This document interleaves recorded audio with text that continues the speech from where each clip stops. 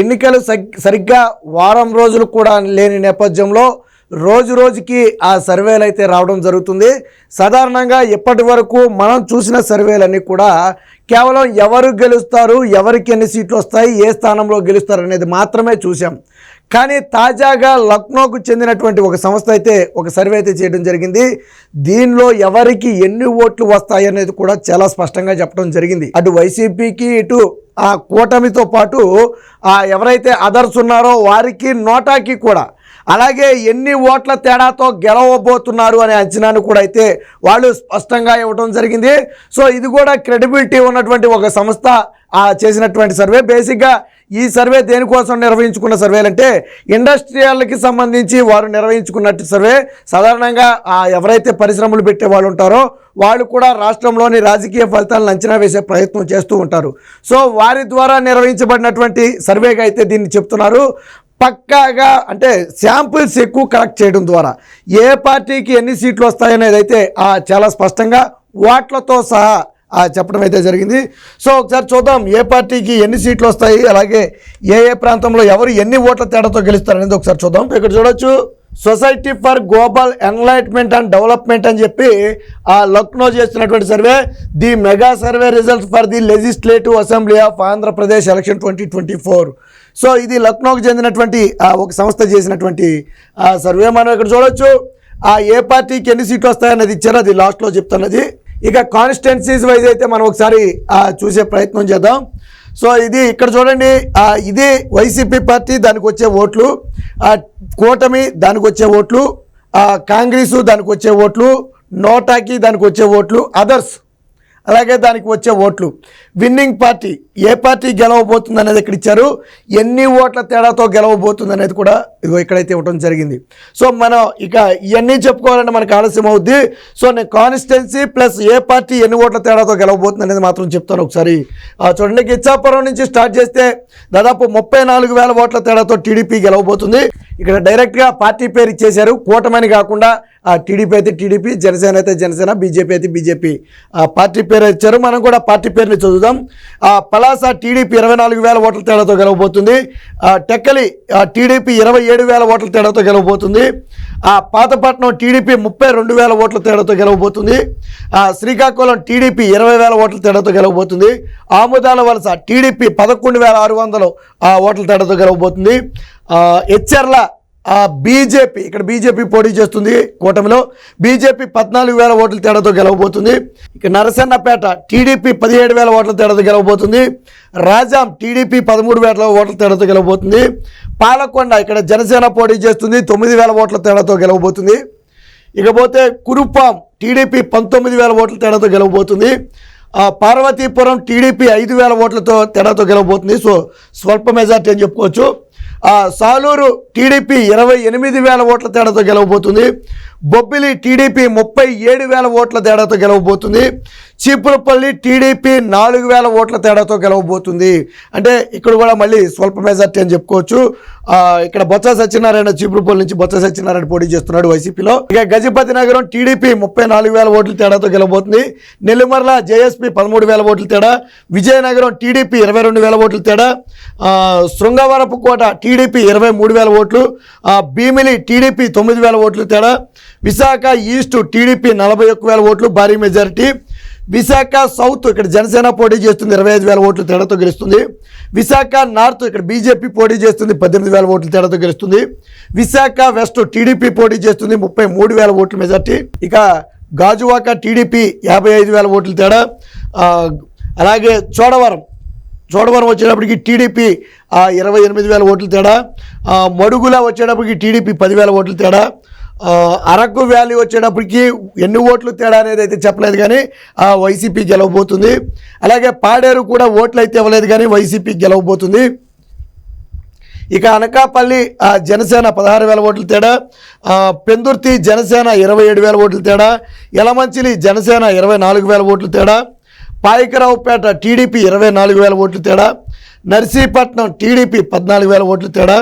Tuni TDP 10,000 ఓట్లు తేడా. Prathipadu TDP 22,000 ఓట్లు తేడా. పిఠాపురం జనసేన 38,000 ఓట్ల తేడా పవన్ కళ్యాణ్ పోటీ చేస్తున్నాడు. సో ఇక్కడ దాదాపు 39,000 ఓట్ల తేడాతో అయితే జనసేన పవన్ కళ్యాణ్ గెలవబోతున్నాడు. కాకినాడ రూరల్ జనసేన 44,000 ఓట్ల తేడా, పెందుర్తి టీడీపీ 38,000 ఓట్ల తేడా, పెద్దాపురం టీడీపీ 38,000 ఓట్ల తేడా, అనపర్తి వైఎస్ఆర్సీపీ 14,000 ఓట్ల తేడా, కాకినాడ సిటీ టీడీపీ 39,000 ఓట్లు, రామచంద్రాపురం టీడీపీ 36,000 ఓట్లు, ముమ్మిడివరం టీడీపీ 37,000 ఓట్లు, అమలాపురం టీడీపీ 38,000 ఓట్లు, రాజోలు జనసేన 50,000 ఓట్లు, గన్నవరం 35,000 ఓట్లు జనసేన పి గన్నవరం, కొత్తపేట టీడీపీ 51,000 ఓట్లు, మండపేట టీడీపీ 47,000 ఓట్లు, రాజానగరం వచ్చేటప్పటికి వైఎస్ఆర్సీపీ స్వల్ప మెజార్టీతో గెలవబోతున్న 6,000 ఓట్లు. ఇక రాజమండ్రి సిటీ టీడీపీ 27,000 ఓట్లు, రాజమండ్రి రూరల్ టీడీపీ 39,000 ఓట్లు, జగ్గంపేట టీడీపీ 12,000 ఓట్లు, రంపచోడవరం వైఎస్ఆర్సీపీ 20,000 ఓట్ల తేడాతో గెలవబోతుంది. కొవ్వూరు జనసేన 16,000 ఓట్లు, నిడదవోలు టీడీపీ 16,000 ఓట్లు, ఆచంట టీడీపీ 18,000 ఓట్లు, పాలకొల్లు టీడీపీ 57,000 ఓట్లు. నిమ్మల రామానాయుడు పాలకొల్లు నుంచి అయితే పోటీ చేస్తున్నారు. సో 57,000 ఓట్ల తేడాతో గెలవబోతున్నాడు ఆయన. ఇక నరసాపురం జనసేన 32,000 ఓట్లు, భీమవరం జనసేన 55,000 ఓట్లు, ఉండి టీడీపీ 18,000 ఓట్లు, తణుకు టీడీపీ 35,000 ఓట్లు, తాడేపల్లిగూడెం జనసేన 34,000 ఓట్లు, ఉంగుటూరు జనసేన 26,000 ఓట్లు, దెందులూరు వైఎస్ఆర్సీపీకి ఎర్జున్నట్టుగా తెలుస్తుంది. చింతమనేని ప్రభాకర్ 9,000 స్వల్ప మెజార్టీ ఉంది, బట్ చివరిలో ఏదైనా మారచ్చు. ఏలూరు టీడీపీ 26,000 ఓట్లు, గోపాలపురం టీడీపీ 30,000 ఓట్లు, పోలవరం అయితే ఓట్లు చెప్పలేదు కానీ వైఎస్ఆర్సీపీ గెలవబోతుంది. ఇక చింతలపూడి కూడా టీడీపీ గెలవబోతుంది, ఓట్ల శాతం అయితే లేదు. తిరువూరు వైఎస్ఆర్సీపీ 11,000 ఓట్ల మెజార్టీతో గెలవబోతుంది. ఇక నూజివీడు టీడీపీ 11,000 ఓట్లు, గన్నవరం టీడీపీ 19,000 ఓట్లు, గుడివాడ టీడీపీ 18,000 ఓట్లు. ఇక్కడ కొడాలి నాని ఓడిపోబోతున్నాడు గుడివాడలో 18,000 ఓట్ల తేడాతో. కైకలూరు బీజేపీ 36,000 ఓట్లు, పెడాన టీడీపీ 31,000 ఓట్లు, మచిలీపట్నం టీడీపీ 30,000 ఓట్లతో గెలవబోతుంది. అవనిగడ్డ జేఎస్పీ 28,000 ఓట్లు, పామర్రు టీడీపీ 14,000 ఓట్లు, టీడీపీ 9,300 ఓట్లతో గెలవబోతుంది, అంటే స్వల్ప మెజార్టీ. ఇక విజయవాడ వెస్ట్ బీజేపీ 21,000 ఓట్లు, విజయవాడ సెంట్రల్ టీడీపీ 21,000 ఓట్లు, విజయవాడ ఈస్ట్ టీడీపీ 26,000 ఓట్లు, మైలవరం టీడీపీ 10,000 ఓట్లు, నందిగామ టీడీపీ 15,000 ఓట్లు, జగ్గయ్యపేట టీడీపీ 14,000 ఓట్లు, పెదకూరపాడు వైఎస్ఆర్సీపీ 8,000 ఓట్ల మెజార్టీతో గెలవబోతుంది. తాడికొండ టీడీపీ 13,000 ఓట్లు, మంగళగిరి టీడీపీ 38,000 ఓట్లు. నారా లోకేష్ ఈసారి భారీ విజయం సాధించబోతున్నాడు. పొన్నూరు టీడీపీ 25,000 ఓట్లు, వేమూరు టీడీపీ 17,000 ఓట్లు, రేపల్లె టీడీపీ 15,000 ఓట్లు, తెనాలి జనసేన 27,000 ఓట్లు, బాపట్ల వైఎస్ఆర్సీపీ 7,000 ఓట్ల మెజార్టీ గెలవబోతుంది. ప్రత్తిపాడు టీడీపీ 32,000 ఓట్లు, గుంటూరు వెస్ట్ టీడీపీ 34,000 ఓట్లు, గుంటూరు ఈస్ట్ 25,000 ఓట్లు, చిలకలూరుపేట టీడీపీ 12,000 ఓట్లు. సో ఇక్కడ కూడా విడుదల రజని ఓడిపోబోతుందని తెలుస్తుంది మనకి. ఇక నరసరావుపేట టీడీపీ 7,000 ఓట్లు స్వల్ప మెజార్టీ, సత్తెనపల్లి టీడీపీ 11,000 ఓట్లు. సో అంబటి రాంబాబు కూడా ఓడిపోబోతున్నాడు. వినుకొండ టీడీపీ 16,000 ఓట్లు.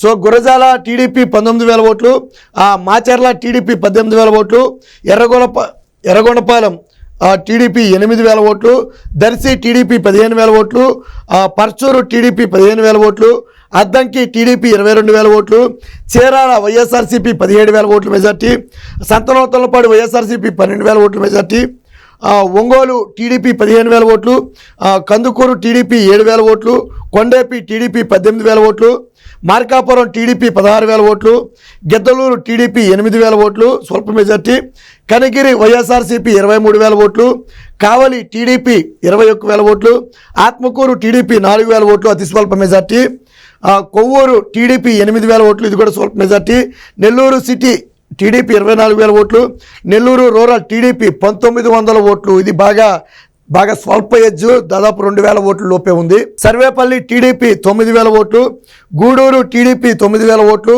సో సూళ్లూరుపేట టీడీపీ 5,000 ఓట్లు స్వల్ప మెజార్టీ, వెంకటగిరి టీడీపీ 9,000 ఓట్లు, ఉదయగిరి వైఎస్ఆర్సీపీ 15,000 ఓట్లు, బద్వేలు వైఎస్ఆర్సీపీ 17,000 ఓట్లు మెజార్టీ, రాజంపేట టీడీపీ 20,000 ఓట్లు, కడప టీడీపీ 20,000 ఓట్లు. సో ఈసారి ఇక్కడ కడపలో తెలుగుదేశం పార్టీ అభ్యర్థి గెలిచే అవకాశం ఉందని ఈ సర్వే ప్రిడిక్ట్ చేసింది. కోడూరు జనసేన 18,000 ఓట్లు, రాయచోటి వైఎస్ఆర్సీపీ 8,000 ఓట్లు, పులివెందుల వైఎస్ఆర్సీపీ 54,000 ఓట్లు, జగన్మోహన్ రెడ్డి 54,000 ఓట్లు మెజార్టీతో గెలవబోతున్నాడు. బట్ మెజార్టీ తగ్గింది. లాస్ట్ టైం దాదాపు 90,000 మెజార్టీ వచ్చింది. బట్ ఇప్పుడు 54,000 మెజార్టీకి పడిపోయాడు. అంటే 40,000 ఓట్లను జగన్మోహన్ రెడ్డి అయితే కోల్పోయిన ప్రమాదం ఉంది. మళ్ళీ ఎన్నికల నాటికి పూర్తిగా అది కూడా ఉండదేమో. అమలాపురం వైఎస్ఆర్సీపీ 28,000 ఓట్లు, జమ్మలమడుగు వైఎస్ఆర్సీపీ 21,000 ఓట్లు. ఇక ప్రొద్దుటూరు మాత్రం టీడీపీ గెలుస్తుంది 15,000 ఓట్లు, మైదుకూరు టీడీపీ గెలుస్తుంది 11,000 ఓట్లు, ఆళ్లగడ్డ టీడీపీ 11,000 ఓట్లు, శ్రీశైలం టీడీపీ 21,000 ఓట్లు, నందికొట్కూరు టీడీపీ 18,000 ఓట్లు, కర్నూలు టీడీపీ 13,000 ఓట్లు, పాణ్యం టీడీపీ 15,000 ఓట్లు, నంద్యాల టీడీపీ 38,000 ఓట్లు, బనగానపల్లె టీడీపీ 12,000 ఓట్లు, డోను టీడీపీ 13,000 ఓట్లు, పత్తికొండ టీడీపీ 18,000 ఓట్లు, కోడుమూరు టీడీపీ 18,000 ఓట్లు, యమగనూరు వైఎస్ఆర్సీపీ 9,500 ఓట్ల మెజార్టీ, మంత్రాలయం వైఎస్ఆర్సీపీ 17,000 ఓట్ల మెజార్టీతో గెలుస్తుంది, ఆదోని బీజేపీ 8,000 ఓట్లు, ఆలూరు టీడీపీ 13,000 ఓట్లు, రాయదుర్గం వైఎస్ఆర్సీపీ 2,300 ఓట్లు. ఇది స్వల్ప మెజార్టీ బాగా.